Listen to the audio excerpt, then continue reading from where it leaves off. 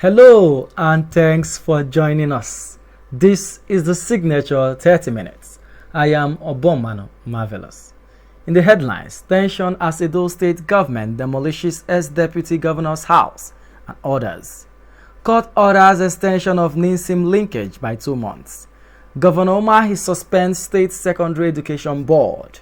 And now, the details. The houses of a former deputy governor of Edo State, Pius Odubo, and the two All Progressives Congress chieftains Mike Etemuabon and Professor Julius Ihombere have been demolished. Odubo told newsmen that the building occupied by his younger brother and members of his family was brought down without his notice.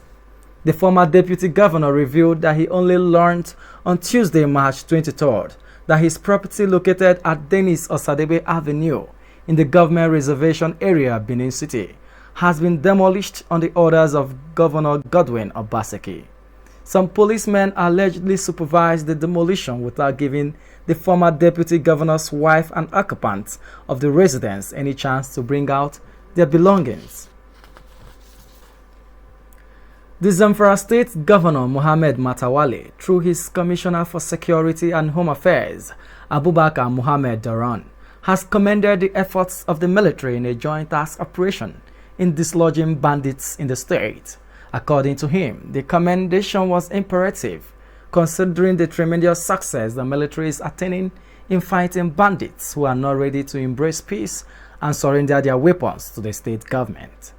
Matawale further said that his administration will always support all the relevant security agencies with needful assistance to enable them restore peace in the state, and enjoin the law-abiding people of the state to cooperate with the security agencies by providing helpful information for prompt response.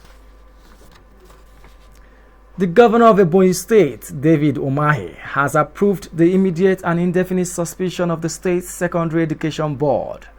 The suspension follows some fraudulent practices discovered in the administration and management of the board, such as dead persons, persons who have resigned, and those that have secured employment in other places, still in the payroll of the board and to the full knowledge of some members of the board.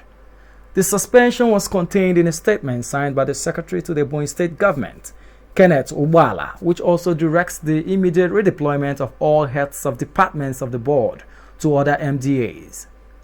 The statement also indicated that a committee has been set up to conduct a comprehensive and thorough staff audit in the board and submit report for further necessary action.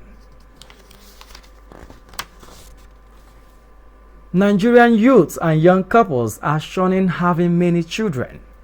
Unlike yesterday's married couples, they say that many children will put pressure on them and reduce their enjoyment of life. They also say many children under Nigeria's adverse economy will only encourage child trafficking, abuse, and even gender abuse and violence. Signature TV correspondent Nasiru Usman was on the streets of Abuja to sample the opinion of young Nigerians on having many children.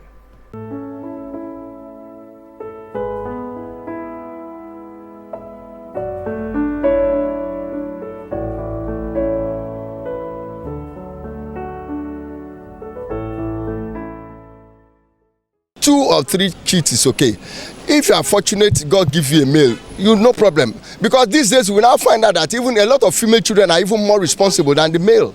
So if God give you female children and you train them well, they will give you even better result than the men. So why are you killing yourself? You want to have 100 men. If you have them at the end of the day, some of them are sleeping under the bridge and constitute nuisance. What have you gained? You didn't gain nothing. I don't want to have so many children so that I'll be able to cater for them and give them good quality education. If you notice, most people that have a lot of kids are those that are not really financially capable to take care of these kids. And at the end of the day, they turn out to be nuisance to the community. It's just because of my income. It's just because of my income. Because if I don't have substantial source of income, there is no point giving birth to even 3. Because if I should give birth to 3 or more than that, and I have, I lack, resources to train them, I will offend God, and I will even offend myself, At the same time, I will offend humanity. By the time those children are being abused, by the time those children are being, treated in a way I don't like, by the time those children that are even, given birth to, without considering the, economic factor, economic aspect of it, then I will offend those children. I think for Nigerian situation for the moment, 4 is okay. Well, when you look at what is happening, you just look at it that whatever be your earning could go for their training from the primary level up to university level. But if you don't have up to that capacity, you can drop the number I'm saying. But personally, the 4 is okay for me, that I can know up to university level. God will assist me in taking care of them. Childbearing depends on individual. One thing is to have the children. Another thing is for the ability for you to bring up those children in the fear of the Lord. I would like to have just 3 children.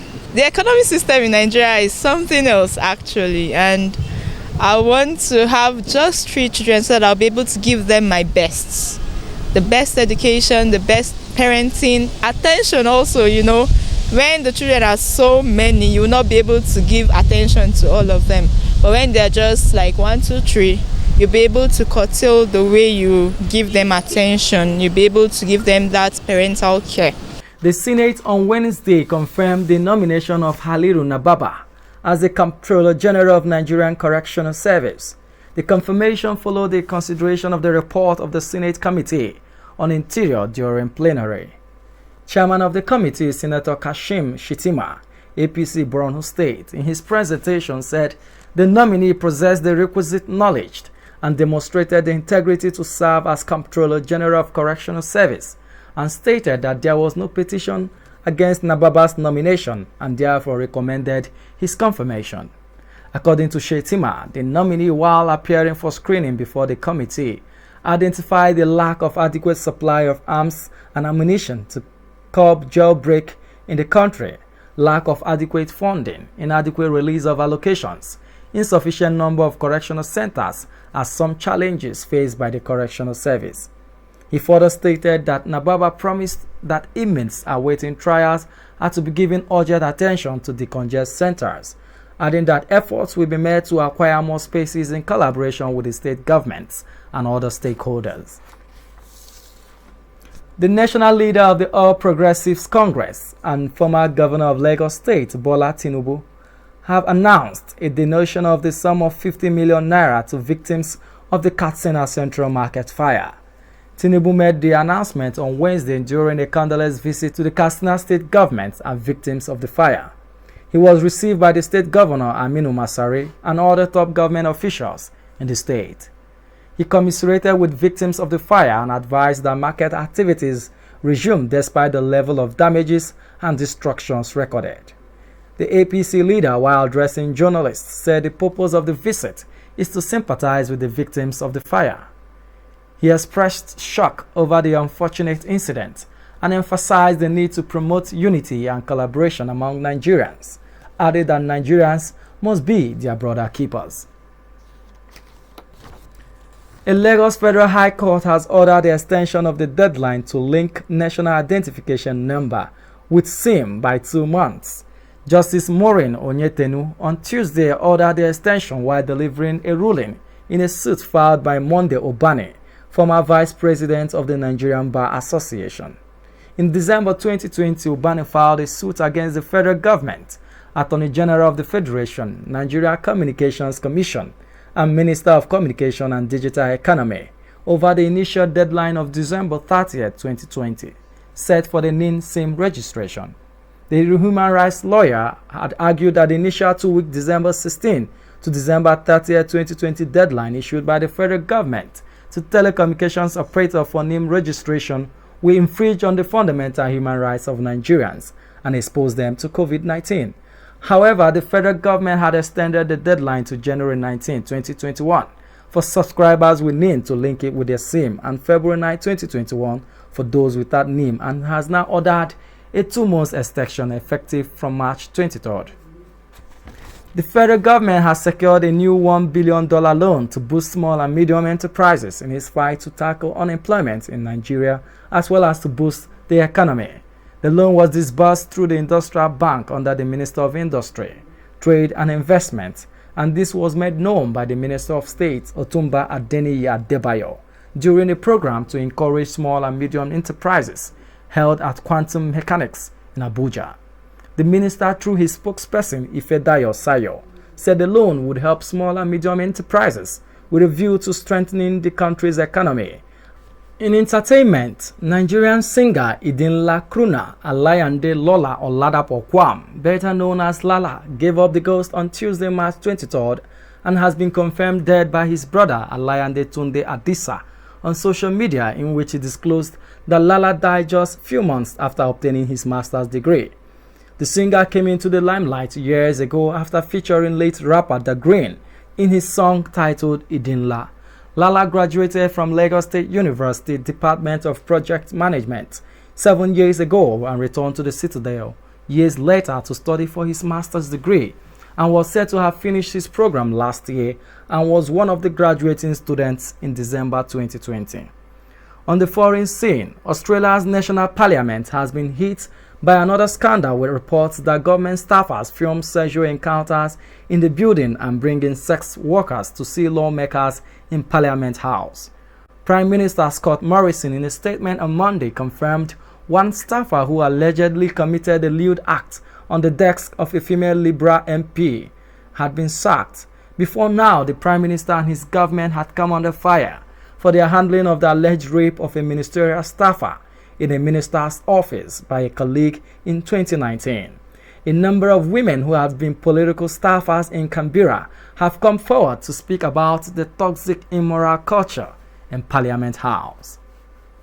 In sports, International Federation of Association Football, FIFA, said on Wednesday it had extended the ban on its former president, Sepp Blatter, and former Secretary General, Jerome Vlackley, by 6 years and 8 months in relation to the receipt of huge bonuses. Blatter, who is 85, received 23 million Swiss francs in extraordinary bonuses linked to the 2010 World Cup in South Africa and the 2014 World Cup in Brazil, as well as the Confederations Cup tournament in Brazil that preceded it, FIFA's Ethics Committee said in a statement. Vlackley, the 60-year-old Frenchman who was Blatter's right-hand man during his 17-year reign at the head of football's world governing body, received 30 million Swiss francs over the same period, the committee said. The Ethics Committee said Blatter and Vlackley had broken rules in FIFA's Code of Ethics, including offering and accepting gifts or other benefits and abuse of position. The new bans will only come into force when the current bans on Blatter and Vlackley, which last till October this year and October 2025, end. The Ethics Committee said it had also fined each man 1 million Swiss francs. Before we end the news, a recap of our major stories. Tension as Edo State government demolishes ex-deputy governor's house and orders. Court orders extension of NINSIM linkage by 2 months. Governor Umahi suspends State Secondary Education Board.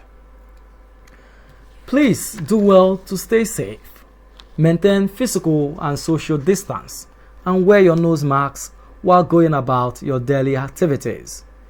And that's the signature 30 minutes on behalf of my producer, Anita Eze.